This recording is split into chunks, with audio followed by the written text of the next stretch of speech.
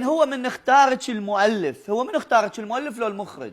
المؤلف اختار. من اختارك انت. هل عندك اعمال على التيك توك او على اليوتيوب انه انت يعني يليق لك انه تطلعين بهالشكل؟ لا لابسه لا ملابس داخليه وتطلعين على اساس المشهد هذا انه انت بنت ليل؟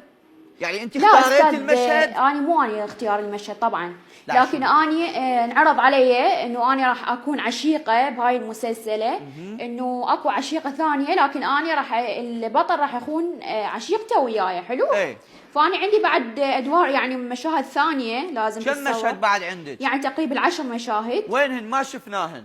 اللغن. فاني من اللي قالوا لي اللغن قلت ما راح ينعرض شيء، يعني خلاص انه ليش اللغن؟ اللغن ما صورتيهن؟ لا ما تم تصويرهن، صورنا بس هذين المشهدين. لا لا، لحظة تعي انا اقول لك شنو اللي صار وياك. هن ما اللغن، هن ما اللغن، هو صورت اني. انت تقشمرتي ما دام ما صورتي. لو انه انت مصورة واللغن المشاهد اكو ممكن خلل فني، هي اللغن ممكن رقابة المنتج، ممكن رقابة القناة اللي هي ما تقبل، واكو فد قضية كلش مهمة. أنا لما شفت المسلسل على الشرقية ما شفت هذا المشهد. اي اللغة قلت لك انحذف برمضان، بقى بس على منصة ال1001.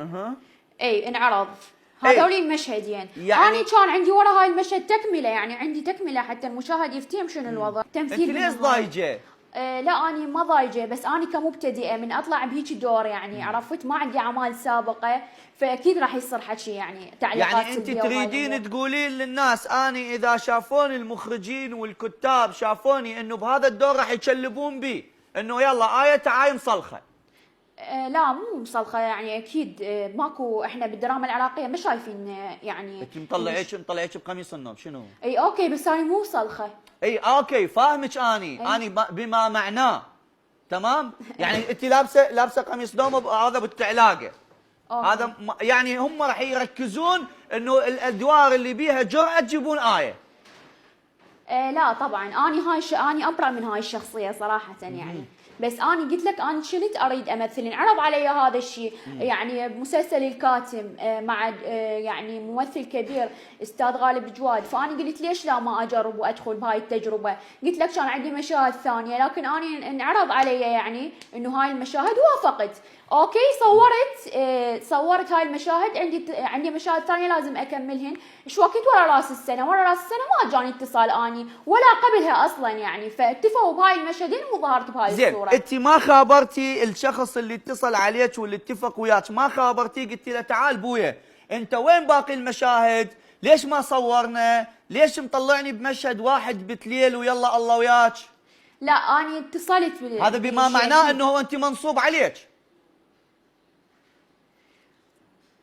شو سكتي؟ منصوب عليك لو لا؟ لو انت ما منصوب عليك؟ مو منصوب علي او ما منصوب علي، يجوز صار سوء تفاهم، انا ما اريد اتهجم على احد انا اليوم اجي اقول لك عندك حلقه وياي، الحلقه راح تطلعين ربع ساعه نص ساعه تمام، اجورك هالقد مثلا تمام. لما اجي اجيبك دقيقه واقول لك يلا كافي اكتفيت الله وياك، انت شنو تضحك علي؟ انت دا تقولين الشخص اللي اتصل علي هو هذا سعد السعد ما اعرف شو اسمه، قال لي انه انت الك 10 مشاهد. الي يعني تكمله هاي المشاهد، هذا المشهد مالتي يعني الي تكمله، لانه تعرف دور العشيقه يعني مو بس هيجي، يعني مو بهاي الصوره اطلع، لازم اكو تكمله للموضوع. فبعدين قالوا انه اللغن ما راح ينعرض يعني اساسا، فاحنا ما كملنا. بعدين اني برمضان طلعت بهذا الدور، عرفت شلون؟ فهنا المشكله صارت يعني. فانت الان تريدين تنصحين كل البنات؟ واني ما قريت المسلسل كامله، انا قريت النص مالتي فقط، لان تعرفوا انا مبتدئه يعني، رحت اصور مو مثلا عندي صاحبه خبره لو هاي، بعدني مبتدئه بهذا المجال. طبعا هم ينطون النصوص للابطال على مود يقرا المشاهد كلها ويعرف يوافق او ما يوافق. هم يعرفون انتم ما مهم توافقون او انت جايه، بس المهم تريد تمثلين امامهم. اي اوكي، بس واحد يتطور يعني شيء اكيد. طبعا انت دا تقولين انه اني نجمه او اني بلوجر واني عندي متابعين بالملايين، صح. فهذا معناه انه هم ما جابوك اعتباطا، اكو سبب لهذا الشيء، فاني من طلعت بهاي الصوره فاني ضجت من هذا الشيء يعني بسبب حكي الناس، واني لازم ابرر الناس اللي تتابعني والمتابعين بهذا الموضوع. ومن خابرتي السيد هذا ايش قال لك؟ مو قلت لك قالوا انه هو اللغه؟ لا هو لا تقولي لي قالوا، هو نصا حكى هو وياك؟ اتصلت بي الاستاذ يعني هو الكاتب، قلت انا راح اطلع لقاء راح ابرر موقفي بخصوص هذا الشيء، قال عادي ماكو مشكله، اتصلي على المخرج استاذ حكمت، يعني تفاهم وياه بهذا الموضوع وقولي له. دكتور حكمت؟ استاذ حكمت، سامر حكمت. سامر حكمت. اي بدي اقول دكتور حكمت ما ادري ايش لا مو دكتور سامر هو اللي يشتغل. استاذ سامر سامر حكمت. المخرج ما له علاقه، المخرج عنده نصوص يشتغل عليها. انا اصلا يعني من قال لي يعني ما راح يفيدك. اي من قال لي احكي المخرج، انا المخرج ما متفقه وياي، انا متفقه ويا المؤلف، انا عن طريق المؤلف جايه. صح. فيعني خلاص انه تمام. وانت شو تقولين هسه للبنات النجمات اللي مثلك على التيك توك وعلى اليوتيوب وعلى منصات التواصل الاجتماعي، شو تقولي لهم لما يجيكم عمل او يجيكم اعلان او شنو لازم تسوون؟ لازم يشوفوا شنو هو، حتى لو ما كانوا متحمسين له يعني لا يغلطون غلطتي، لا يندفعون لهذا الشيء. وتعرفوا اني قلت لك اني ابرأ من هذا الشيء يعني، وممكن عندي ادوار ثانيه ان شاء الله احسن من هاي الادوار اللي شفتوها، وممكن اخذ دور البطوله يعني ان شاء الله. ان شاء الله. وخلاص يعني حتى هاي المشاكل اذا تصير ما راح توقف اي شخص عن طموحه صراحه.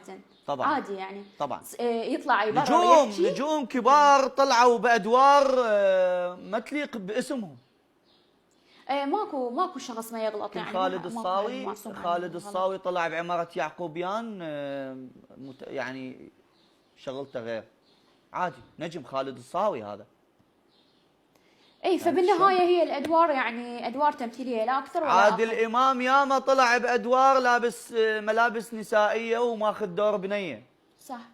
ياما هو يعني زعيم الفن العربي عادل امام. فبالعكس اولا هذا الشيء ما راح يقلل، وهذا ما يبين انه شخصيتك. لا انت طبعا. شخصيتك مثل ما انت تكونين يوميه امام الناس. اي فالناس تعرفني يعني شنو شخصيتي، فانا حبيت ابرر الناس اللي تعرفني والمتابعيني انه شخصيتي تختلف عن هذا المشهد، انه هذا مجرد مشهد تمثيلي.